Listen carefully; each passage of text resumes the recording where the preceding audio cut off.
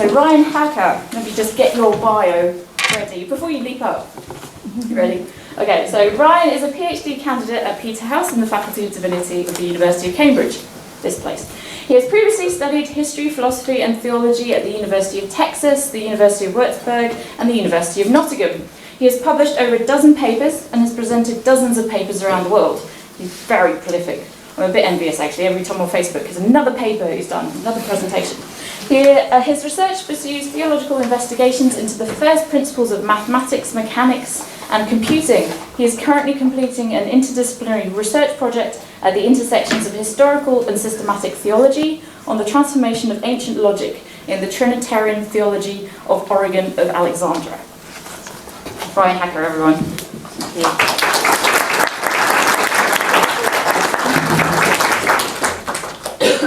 Victor hosts the most amazing dinner discussions at Peterhouse, and on one occasion, he was going to have us all talk about artificial intelligence.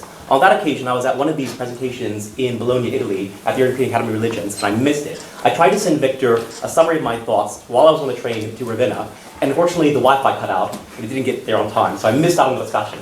So after that, I thought to myself, I really want to talk about this with Victor, but I really want to do it in front of an audience. So, and a lot of our Peterhouse friends have come to it, so very grateful for that. Okay, so we went to talk to the BBC on Sunday, and they asked us, what will happen about artificial intelligence? This is the question that everyone wants to know, but they're especially interested about religion. So what will artificial intelligence mean for religion? With every advance in computing, we can ask this question again. Such questions have, however, been somewhat misleading. For in asking how artificial intelligence will affect religion, we have already assumed that we can have certain knowledge of machines, computers, and even of artificial intelligence before we can have or hold any religious beliefs. The very ideas of machines, computers, and artificial intelligence have thus been imagined either to be plucked out of thin air of pure reason or cobbled together from the given furniture of the surrounding world without any regard to the feeling, desire, or contemplation of things divine. Conversations surrounding artificial intelligence have thus tended to be conducted within an exclusively secular framework that tacitly marginalizes and even implicitly evacuates any abiding concern or question for the perspectives of religion and the doctrines of theology.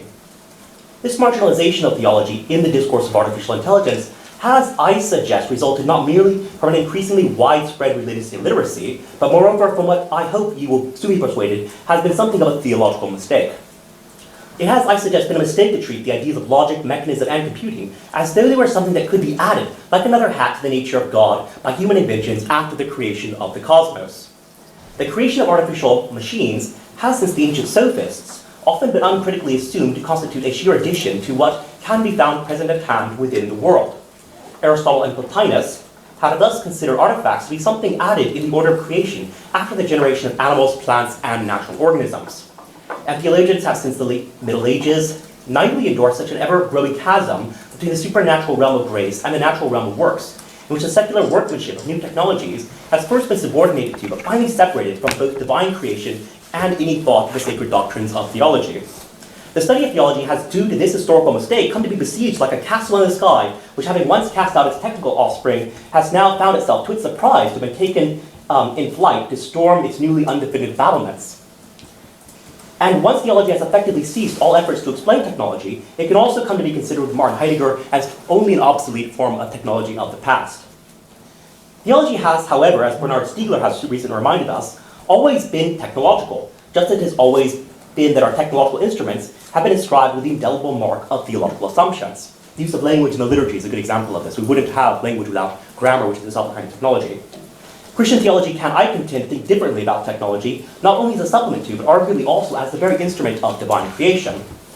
The stories, myths, and revelations of history, which we choose to tell ourselves about the origin, nature, and purpose of machines and minds, can for this reason come to inform any possible expectation of the future destiny of artificial and human intelligence. To ask the question of artificial intelligence is thus also at once to ask a recognizably religious question about the first beginning and final purpose of our souls and its relation to God. Of course, many religions have many different answers, and with an increasing plurality of religious assumptions about divinity, intellect, and artifice, we may well expect to discover an unacknowledged diversity of perspectives on the promise and peril of artificial intelligence. Christian theologians can, for this purpose, start to draw from the resources of their own religious traditions to develop a doctrinal response to the challenges of artificial intelligence. God is for Christians, as also for Muslims and Jews, the most original artificer who, before he made man-made machines, had artificially created all other intelligent minds, Yet uniquely for Christians, God also created the world in which God could create himself in human flesh. And it is, I suggest, this distinctly Christian doctrine of the incarnation of God in Jesus Christ that uniquely compels Christian theologians to be not less, but even more optimistic than secular philosophers about the possibility of creating machines in imitation of divinity. For theologians have, since Clement and Origen of Alexandria, presented Christ as the primary artificer, not only of nature, but also of all other artifacts.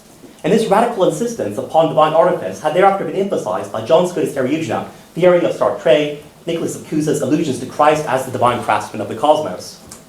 Christian theologians can accordingly conceive of artificial intelligence as an eternal continuation of such divine self-creation, which God, in creating all things, also creates all spiritual, natural, and even artificial intelligences in the image of the divine intellect.